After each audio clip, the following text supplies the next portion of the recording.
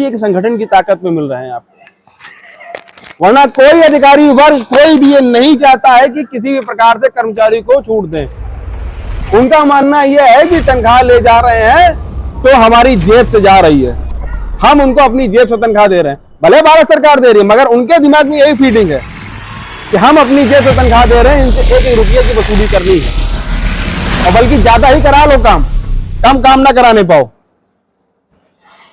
आप लोगों से हर बार यही रिक्वेस्ट है, हर बार अनुरोध है कि अपनी ताकत को, संगठन की शक्ति को, अपनी एकता को पहचानिए। जिस दिन संगठन डमी होगा, आपकी ताकत डमी होगी, उस दिन आपके अधिकारों को लड़ने के लिए कोई भी नहीं होगा। आप चिल्लाते रहोगे, आप रोते रहोगे, किसी को चोट लगेगी, प्रशासन यहां पर गाड़ी तक मुहैया नहीं कराएगा आपको अस्पताल पहुंचाने के लिए। देख लीजिए, किसी को इमरजेंसी में चोट लगी, प्रशासन अपनी तरफ से कोई भी टेंशन नहीं लेता किसी को चोट लग जाए, हॉस्पिटल पहुंचाने तक की उसकी चिंता नहीं, वो तो सोचता लगी होगी चोट, जिसको जाना होगा लेके जाएगा। अगर संगठन यहां पर ना हो तो किसी को गाड़ी तक मुहैया ना हो पाए, हर आदमी अपने साधन से जाएगा अस्पताल, और वही स्थिति अस्पताल में है।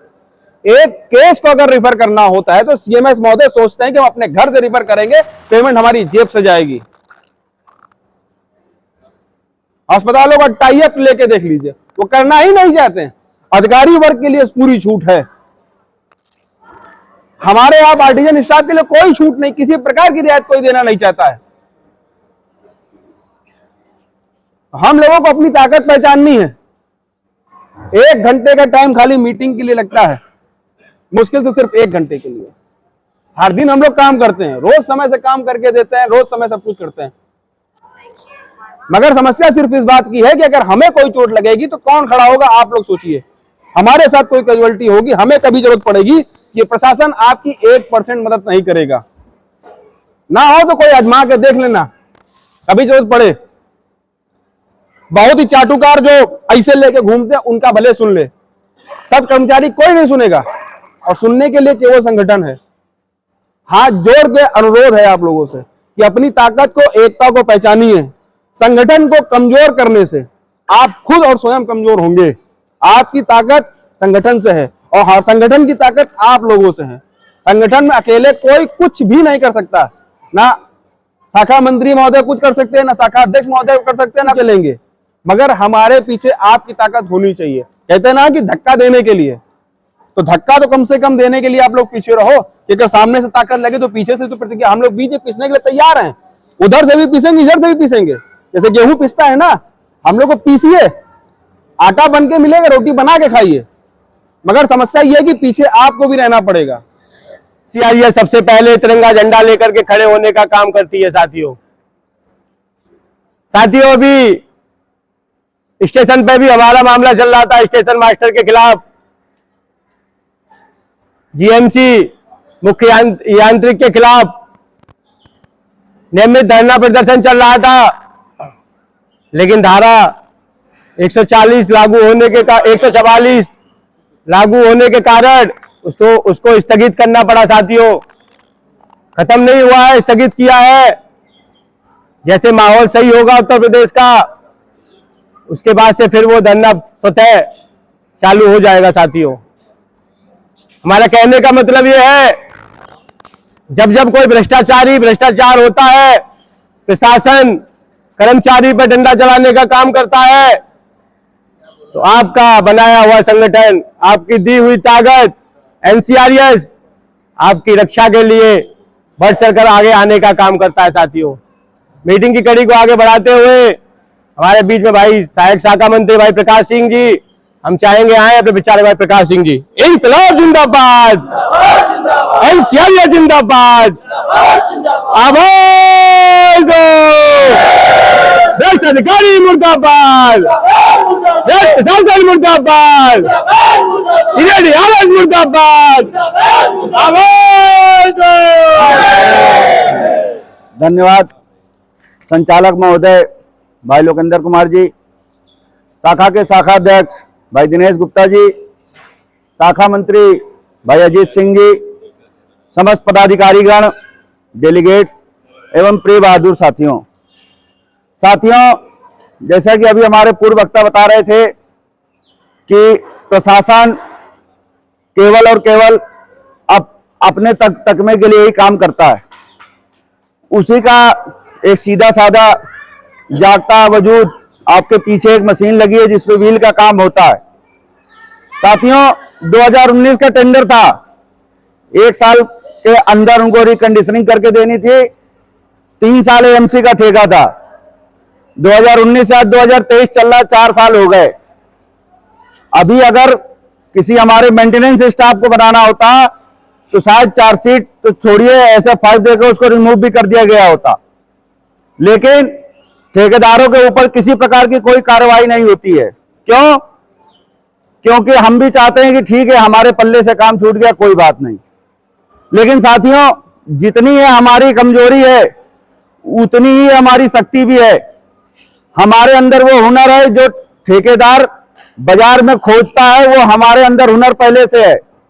उसके बावजूद हम लोग ये सोचते हैं कि ठीक है 10 लोग खड़े हैं मीटिंग में, ठीक है कोई बात नहीं चले जाएंगे, लेकिन 10 से भीड़ नहीं होती है। कहावत है अकेला चना बाहर नहीं फोड़ सकता। 10 से 100 होने चाहिए, 100 से 1000 होने चाहिए। हम 1000 की तादाद में हैं यहाँ। दिन के ड्यूटी में कम से कम 500 से 600 आदमी यहाँ होता है। मानते हैं कुछ लोगों में नाराजगी होती है, कुछ हमारे सेक्शन के भी साथी हमारे नाराज हैं, लेकिन ये ना सोचें कि यूनियन प्रशासन होती है। यूनियन का काम पैरवी करना है। यूनियन वो वकील है जो 10 केस लेगा, 9 केस खींच के ले आएगा। एक केस में हो सकता है हार मिले, हो सकता है संघर्ष करना पड़े, बहुत सारी प्लस माइनस चीजें होती हैं। इसलिए सोचने की जरूरत यह है, नौकरी हमारी 40 साल की है, किसके साथ हमको कब कहां खड़े रहना है, आज तक कौन हमारे लिए खड़ा हुआ है, कौन हमारे साथ आगे खड़ा होगा, इसका हमें विशेष ध्यान देना है। साथियों, जैसा कि अभी मैं चर्चा कर रहा था, इस मशीन के बारे में आपके पीछे ही लगी है। साथियों, 1 करोड़ के ऊपर का ठेका था, 1 करोड़ 23 लाख या 32 लाख का ठेका था। 92 लाख रुपया उस ठेकेदार को पेमेंट कर दिया गया मटेरियल के नाम पे। मटेरियल क्या लगा? केवल एक डीआरओ लगा है जो कि मात्र 27 या 30 हजार का आता है, बस। काम कुछ नहीं। फोरमैन भी दिखाते कुछ और हैं, बुकिंग में काम कराते कुछ और है, ऑपरेशन करने कहते सीनियरिटी का आदेश है। तो अगर सीनियरिटी महोदय का आदेश है तो उनसे कहो आप जाकर के हमारा कर्मचारी काम करने को तैयार नहीं है, हम नहीं काम करेंगे ऐसी मशीन पे जो ठेकेदार के नाम पे केवल फाइलों में चल रही हो। हम उस भ्रष्टाचार में लिप्त नहीं होंगे जो ठेकेदार के नाम पे लिप्त हो। तुमको कमीशन खाना हो खाओ, और जिसको कमीशन खाना हो खाए, हमसे कोई मतलब नहीं है। हमको रेल इतना देती है कि हमारी जीविका उसमें बहुत अच्छे से चलती है और तुमसे अच्छे से चलती है, रात भर की टेंशन नहीं होती है। 8 घंटा हम अपनी पूरी नौकरी करके जाते हैं। साथियों, भ्रष्टाचार की मैं बात करूं, एक ये भ्रष्टाचार और आपके सामने खड़ा है ऊपर। रीवा कंपनी की क्रेन है, आए दिन हमारे एमटू के साथी जानते होंगे कितनी बढ़िया ये क्रेन चलती है। किसी भी क्रेन ऑपरेटर से फिटनेस नहीं लिया जाता है। जो मेंटेनेंस का एसएससी है वो मना करता है क्रेन हमारी सही नहीं है, हम कमीशनिंग नहीं देंगे, लेकिन उसके बावजूद कांप माव का हवाला, रेलवे बोर्ड का हवाला देते हुए मशीन क्रेन को फिट कर दिया जाता है। साथियों, दूर की बात छोड़िए, हमारे जिन क्रेन ड्राइवर साथियों ने ऑब्जेक्शन उठाया था कि अगर पेंडेंट खराब हो जाता है तो हम केबिन से बैठ के कैसे काम कराएंगे, उस पर हमारे एसएससी महोदय का कहना था पेंडेंट खराब हो जाएगा तो क्रेन खड़ी हो जाएगी। जो साथी क्रेन से काम कराते हैं या जो क्रेन चलाते हैं उनसे आप इस मीटिंग के बाद डिस्कस करिएगा कि आज तक कभी ऐसा हुआ है कि पेंडेंट खराब होने के बाद क्रेन केबिन से ना चली हो।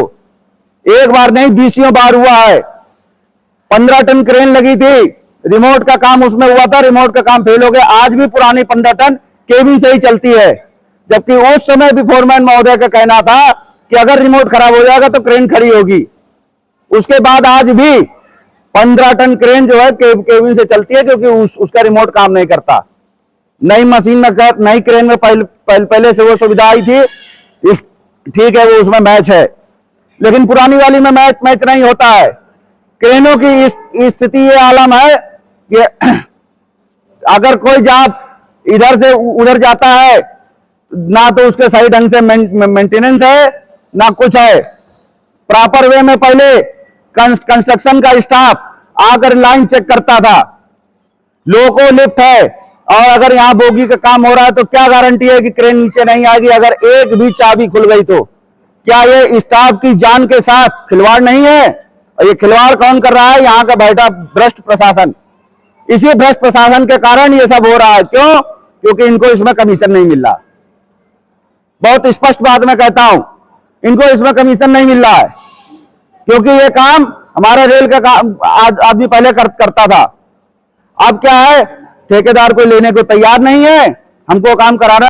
एकजुट रहने की जरूरत है हमेशा। पानी की समस्या 15 अप्रैल से सारे वाटर कूलर चालू हो जाने चाहिए। जनरल सेक्शन का छोड़ के किसी भी वाटर कूलर में पर्याप्त मात्रा में ठंडा पानी नहीं है। कहते हैं खपत ज्यादा है।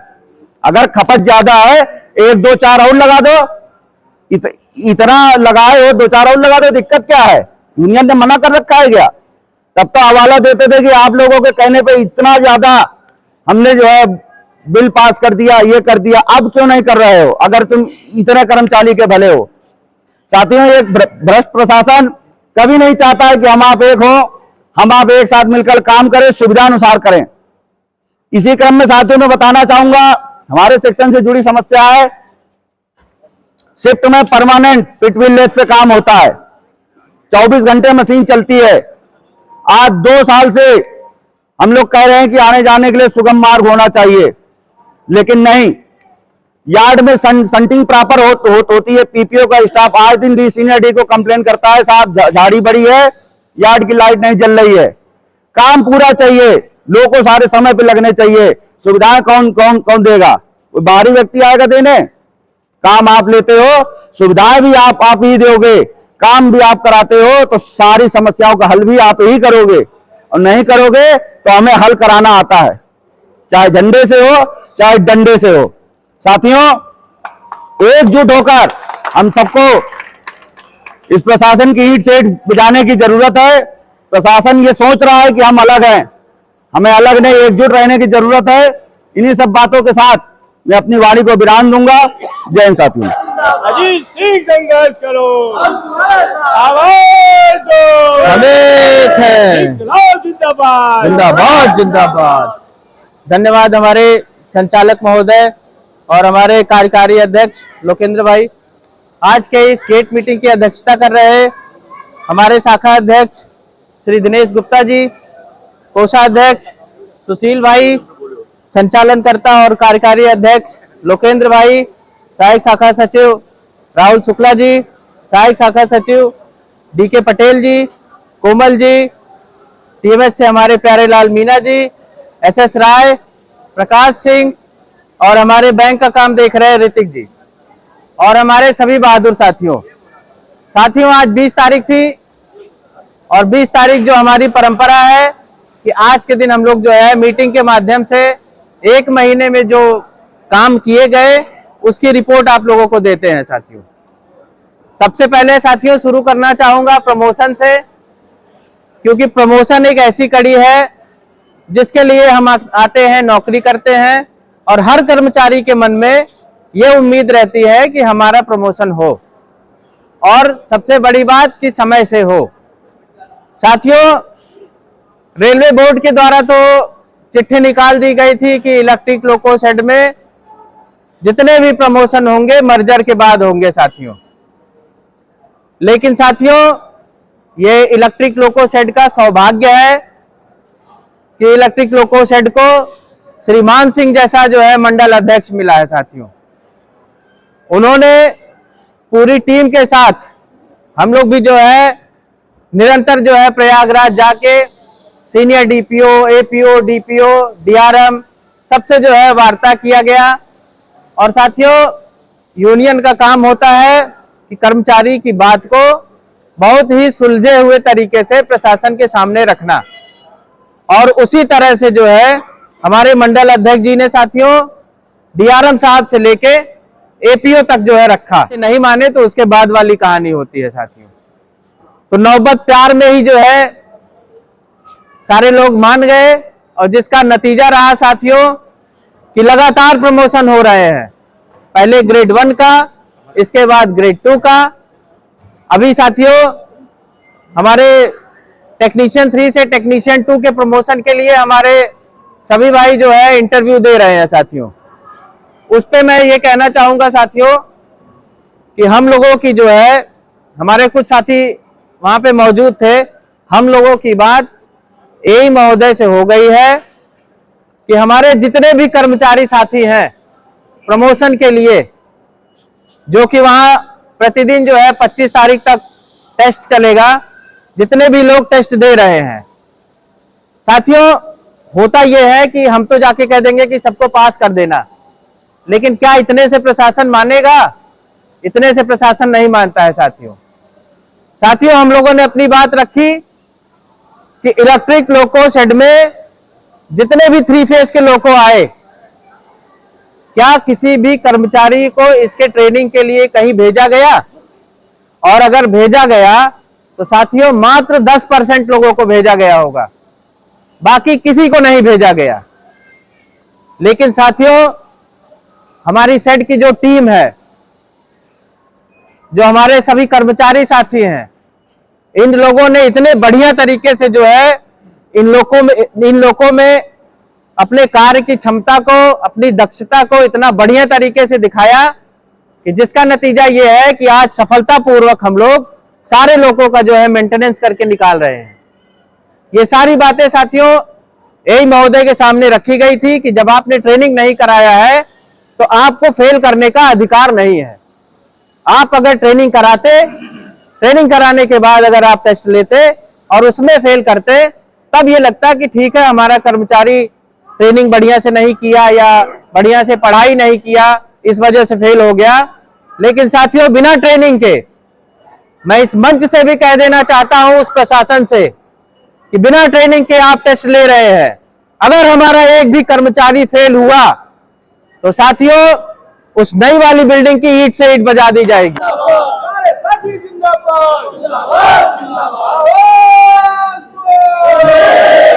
ये साथियों एनसीआरएस का वादा है, और हम लोग जो वादा करते हैं उसमें भली भांति जो है पूरी तरह से जो है उसमें सफल भी होते हैं साथियों।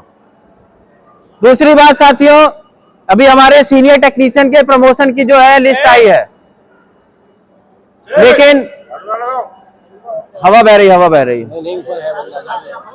लेकिन साथियों उसमें आधा घंटा रुक जाओ, प्रशासन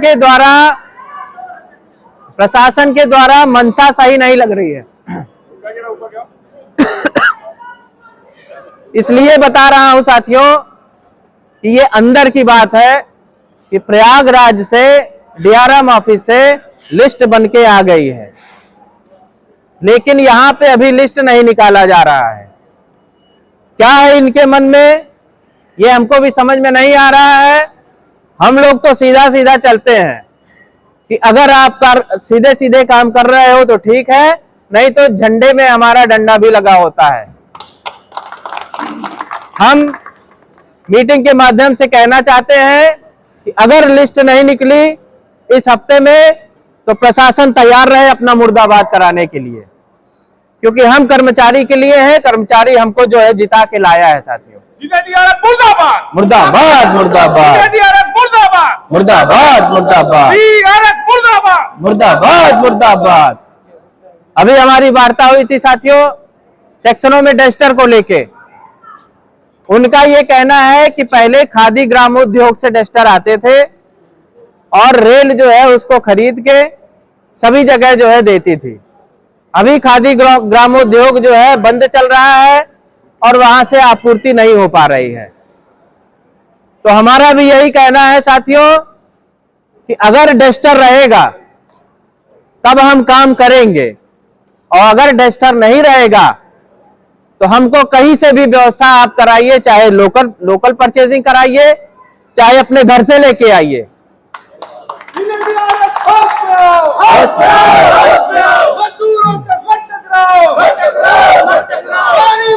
पूरी हो सच्चा होगा जो हम करेंगे, हम लड़ेंगे। करता है डस्टर से, हाथ गंदे होते हैं, कल पुर्जों को पोंछना होता है, अपने कपड़े से थोड़ी पोंछेगा। और अगर काम में जरा सा भी गलती होगी, अगर काम में गलती होगी तो प्रशासन तो तुरंत चार्जशीट देता है। तो हम लोगों ने साफ स्पष्ट करा दिया है साथियों। दूसरी बात साथियों, अभी हमारे संगठन का एक प्रदर्शन चल रहा था स्टेशन पे, वहां की कहानी मैं आप लोगों को बताऊं साथियों, सभी लोग थोड़ा सा ध्यान दें। प्रशासन की मंशा क्या होती है। हमारी स्टेशन शाखा ने साथियों इसी तरह से, जिस तरह से हम लोग आप लोगों की मांग को लेकर प्रशासन से वार्ता करते हैं, वहां पे कुछ नरमी गर्मी भी होती है। इसी तरह से हमारी स्टेशन शाखा ने जो है सीनियर डीओ महोदय से जो है गार्ड की कुछ समस्याओं को रखा था, जिसका नतीजा ये रहा कि प्रशासन वहां पे यूनियन को दबाना चाहा साथियों। यूनियन को दबाने के लिए क्या हुआ कि कुछ लोगों को चार्जशीट दी गई, कुछ लोगों को धमकी दी गई, कुछ लोगों के खिलाफ एफआईआर की गई। साथियों इन्हीं सब बातों को लेके स्टेशन पे हमारा 10 तारीख से जो है मीटिंग चली और 14 तारीख से हमारा धरना चला साथियों। और हम लोग निरंतर जो है अपनी संख्या बढ़ा रहे थे। और साथियों क्योंकि स्टेशन पे अगर कोई मीटिंग होती है तो पूरे प्रदेश से, पूरे देश से गाड़ियां आती हैं, यात्री आते हैं, उनमें अधिकारी आते हैं, हर क्षेत्र के लोग आते हैं, सारी बातें लोग सुनते हैं। वहां पे जम के सीनियर डीओएम का मुर्दाबाद किया गया, एसएस कानपुर का मुर्दाबाद किया गया साथियों। और नतीजा ये रहा कि डीआरएम ऑफिस तक साथियों सारा प्रशासन हिला हुआ है। लेकिन साथियों अभी धारा 144 लगने के कारण और अभी चुनाव की आचार संहिता भी जो है आ गई है, इसकी वजह से हमारा धरना जो है रोकना पड़ा। और जैसे ही समय मिलेगा, जैसे ही धारा 144 खत्म होगी साथियों, हम लोग पुनः जो है अपनी पूरी ताकत के साथ वहां फिर से धरना देंगे साथियों। देता है हमारी मांगों को मांग लेता है तो फिर कोई बात नहीं साथियों। अभी हमारे प्रकाश भाई ने कहा कि क्रेन ड्राइवर के लिए और मशीनिस्ट के लिए प्रमोशन के लिए साथियों हमारे कुछ भाई जो है मशीनिस्ट साथी नाराज भी चल रहे हैं। उनकी नाराजगी का कारण समझ सकते हैं साथियों हम लोग, क्योंकि होता यह है कि मशीनिस्ट का कैडर अलग है, टेक्नीशियन फिटर का कैडर अलग है। और दोनों कैडरों का साथियों अभी तक 2010 से हम लोग, मेरी भर्ती 2010 की है, 2010 से हम लोग देख रहे हैं कि कभी भी दोनों कैडर का एक साथ प्रमोशन नहीं हुआ है। कभी मशीनिस्ट का पहले हो गया है तो कभी टेक्नीशियन फिटर का पहले हो गया है, कभी टेक्नीशियन फिटर का बाद में हुआ है। तो मतलब इस तरह से प्रक्रिया चलती रहती है साथियों। तो मैं अपने मशीनिस्ट भाइयों से भी बता देना चाहूंगा कि हम लोग अभी कल हमारे मंडल अध्यक्ष जी को प्रयागराज जाना था, लेकिन स्वास्थ्य थोड़ा खराब होने के कारण वो नहीं जा पाए। नहीं तो कल कुछ ना कुछ निर्णय साथियों हमारे मशीनिस्ट भाइयों के लिए भी आ जाता, क्योंकि एक पोस्ट है साथियों, इसलिए प्रशासन ज्यादा उसमें ध्यान नहीं दे रहा है। लेकिन साथियों प्रमोशन तो प्रमोशन होता है, चाहे एक पोस्ट हो चाहे 100 पोस्ट हो। एक पोस्ट है तो आप एक पोस्ट का प्रमोशन करिए, लेकिन किसी को छोड़िए मत। और मर्जर की बात है तो मर्जर जब आपको करना होगा तब आप मर्जर करते रहिएगा, लेकिन हमारे कर्मचारियों का प्रमोशन नहीं रुकना चाहिए साथियों। हमारे टीएमएस के कुछ भाई आए थे आर्मेचर वाइंडर के लिए, उनकी टॉप सीट के लिए जो है प्रयागराज में बोल दिया गया है। हो सकता है साथियों के एक दो दिन में आ जाए और उनकी प्रक्रिया भी जो है चालू हो जाएगी और समय रहते प्रमोशन करा दिया जाएगा साथियों। प्रमोशन मर्जर जैसी कड़ी चुनौती के बाद भी कराया जा रहा है। इसका सारा श्रेय केवल और केवल एक ही संगठन को जाता है, एनसीआरईएस। बाकी और भी संगठन है साथियों, इलेक्ट्रिक लोको शेड में और हर जगह लेकिन पहचानने की जरूरत है आपको। आप साथियों पहचानिए कि आपके सुख दुख में आपके हित के लिए कौन खड़ा होता है और केवल अपने हित के लिए कौन खड़ा होता है साथियों। यह पहचानने की जरूरत आपको है साथियों। कौन प्रशासन की गोद में खेल रहा है और कौन प्रशासन के दरवाजे को लात से मार के जाके जो है आपकी मांगों को लेके बात करता है साथियों। ये आपको पहचानने की जरूरत है साथियों। इन्हीं सब बातों के साथ मैं अपनी वाणी को विराम देता हूं साथियों। धन्यवाद साथियों। धन्यवाद भाई मंत्री जी। साथियों मंत्री जी के विचारों को सुना।